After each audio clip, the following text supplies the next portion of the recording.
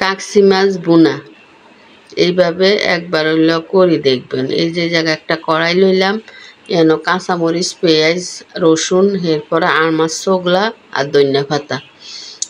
এরপরে আমি এই জায়গায় একটা কড়াই দিলাম, দিয়ে পেঁয়াজ কুচি, রসুন কুচি এগুলা দিয়াম, দিয়ে যার মধ্যে আর মাছ চোগলাটা দিয়াম।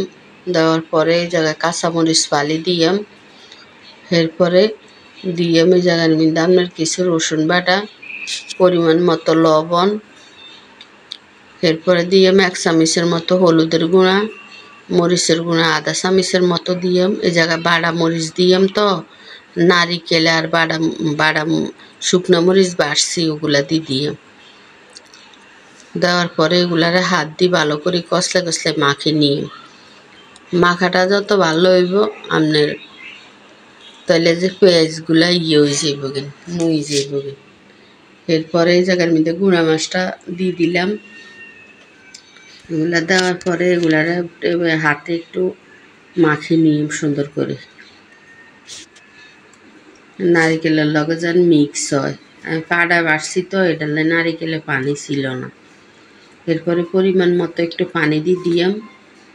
এই জায়গায় পানি বেশি লাগে না, যেহেতু এগুলা একবারে গুঁড়া মাছ, এগুলা কিন্তু পানি বেশি লাগে না, অল্প একটু হইলে হয়। এরপরে একটু সয়াবিন তেল দিয়াম পরিমাণ মতো, প্রায় আমি 4-5 চামচের মতো দিচ্ছি। এবার আবার একটু হাতে মাখি নিয়ে এবার বসাই দিয়াম চুলায়।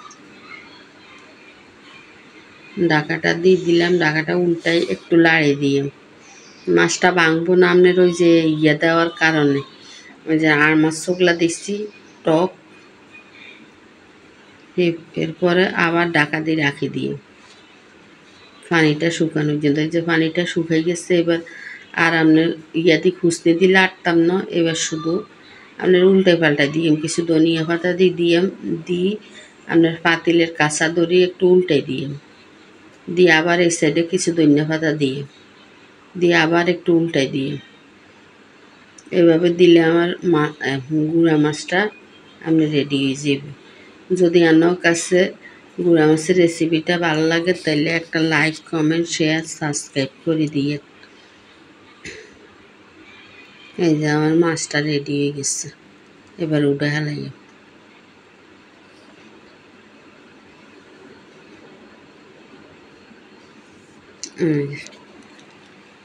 এইভাবে একবার হইলেও রান্না করে খাই দেখবেন, খুবই মজা এই মাছটা এইভাবে রান্না করলে।